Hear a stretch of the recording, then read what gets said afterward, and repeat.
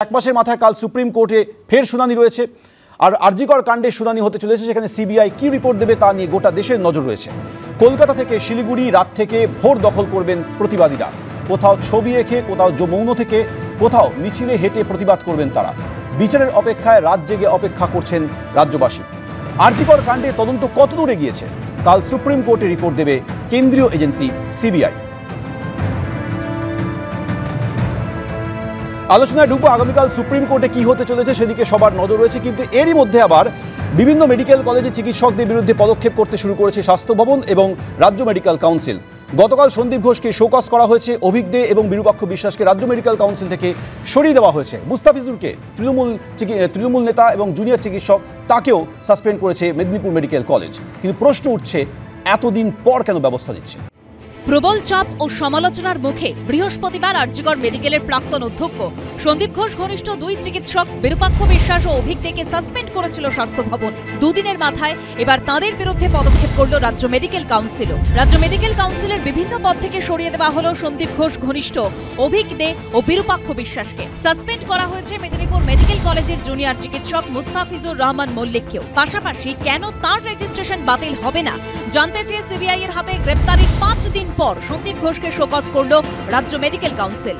বিভিন্ন চিকিৎসক সংগঠন থেকে যে দাবি দাওয়াগুলো উঠেছিল এবং পরবর্তী পর্যায়ে অভিক এবং বিরূপাক্ষের বিরুদ্ধে যে সাসপেনশন অর্ডার রাজ্য সরকারের স্বাস্থ্য দপ্তর থেকেও করা হয়েছিল, সেটার পরিপ্রেক্ষিতে রাজ্য মেডিকেল কাউন্সিলের বিভিন্ন সদস্যরাও যে দাবি দাওয়া তুলেছিলেন, তার পরিপ্রেক্ষিতে এই সিদ্ধান্তটা নেওয়া হয়েছে। আমরা পরিষ্কার বুঝতে পারছি যে রাজ্য সরকার বা রাজ্য প্রশাসন এই মুহূর্তে সারা রাজ্য জুড়ে যে আন্দোলন চাইছে, যেন তেন প্রকারেণ সেই আন্দোলনের যে ক্ষোভ তাকে তারা স্তিমিত করতে চাইছে।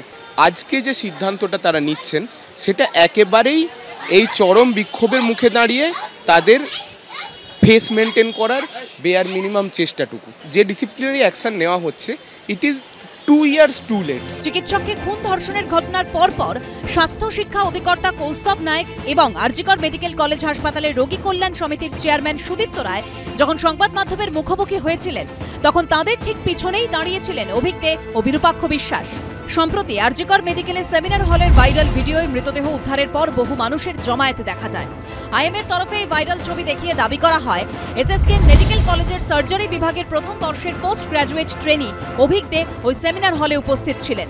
যদিও কলকাতা পুলিশের তরফে দাবি করা হয় যে ওই ব্যক্তি ডিটেকটিভ ডিপার্টমেন্টের ফিঙ্গারপ্রিন্ট এক্সপার্ট, কিন্তু আইএমএ নিজেদের অবস্থানেই অনড় থাকে। ভাইরাল ছবির ভিত্তিতেই চিকিৎসকদের সংগঠন ইন্ডিয়ান মেডিকেল অ্যাসোসিয়েশন এই প্রশ্নও তোলে, ওই দিন কি অকুস্থলে উপস্থিত ছিলেন চিকিৎসক বিরূপাক্ষ বিশ্বাসও? যদি থাকেন, বর্ধমান মেডিকেল কলেজের চিকিৎসক বিরূপাক্ষ ওই দিন আরজিকর মেডিকেল কলেজে কি করছিলেন? এসবের মধ্যেই বর্ধমান মেডিকেল কলেজ এবং উত্তরবঙ্গ মেডিকেল কলেজ থেকে অভিকদের বিরুদ্ধে একাধিক অভিযোগ সামনে আসতে শুরু করে।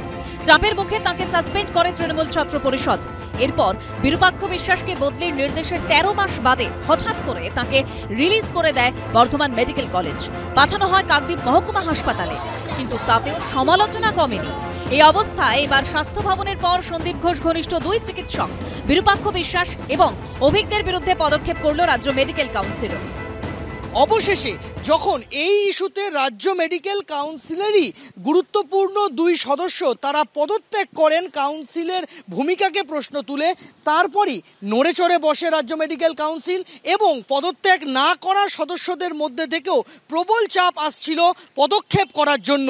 অবশেষে বিরূপাক্ষ বিশ্বাস এবং অভিক দে তাদেরকে সাসপেন্ড করা হয়েছে বলে মেডিকেল কাউন্সিল সূত্রে জানানো হয়েছে। এই অর্ডারগুলো কিন্তু কার্যত প্রমাণ করে দিল যে আমাদের আন্দোলনরত ছাত্রছাত্রীদের দাবি দেওয়াগুলো এবং এই অভিক দে বিরূপাক্ষ বিশ্বাসের বিরুদ্ধে করা অভিযোগগুলোকে কার্যত মান্যতা দিল। দুর্নীতি চক্রটা কিন্তু স্বাস্থ্য ভবন প্রশাসনের মদতেই হয়, আর এই লোকগুলি হচ্ছে তার সাগরেদ। এরা যে অনেকদিন ধরে দোষী এটা আমরা জানতাম, আজকে জনগণের চাপে পড়ে এদেরকে কাউন্সিল থেকে বার করা হয়েছে। এদের আরও শাস্তি হওয়া উচিত, চরম শাস্তি হওয়া উচিত। যারা এই বিচারগুলো এখন বসে বসে করছে তাদের বিরুদ্ধেই তো অপরাধের ভরি ভরি অভিযোগ। এনারা তো এমনিতেই যোগ্যতা হারিয়েছেন। আমরা প্রশাসনকে বলবো এই মেডিকেল কাউন্সিলকে অবিলম্বে ভেঙে দিয়ে এই লোকগুলোকে বাতিল করে দিয়ে এদের রেজিস্ট্রেশন কিন্তু আগে ক্যান্সেল হওয়া দরকার, তারপর ওনারা করবেন। আমি তো আজকে সকালে শুনলাম, আজ সকালে তো আমি করলাম, সকালে শুনলাম আমি আজকে যে মেডিকেল কাউন্সিল থেকে সাসপেন্ড করেছে, তো ঠিক আছে, আমি যা করা করছি। না, আমি কোনো মন্তব্য করবো না এই ব্যাপারে। না না না, নেম প্লেট সরিয়ে দেবো। মেদিনীপুর মেডিকেলের জুনিয়র ডাক্তাররা অভিযোগ তুলেছিলেন, মেয়াদ শেষের পরেও ইউজি হস্টেলে ঘাঁটি গেড়ে রয়েছেন চিকিৎসক নেতা মুস্তাফিজুর রহমান মল্লিক, যার ফেসবুক প্রোফাইলে লেখা আছে chief coordinator TMCP unit Medinipur medical college.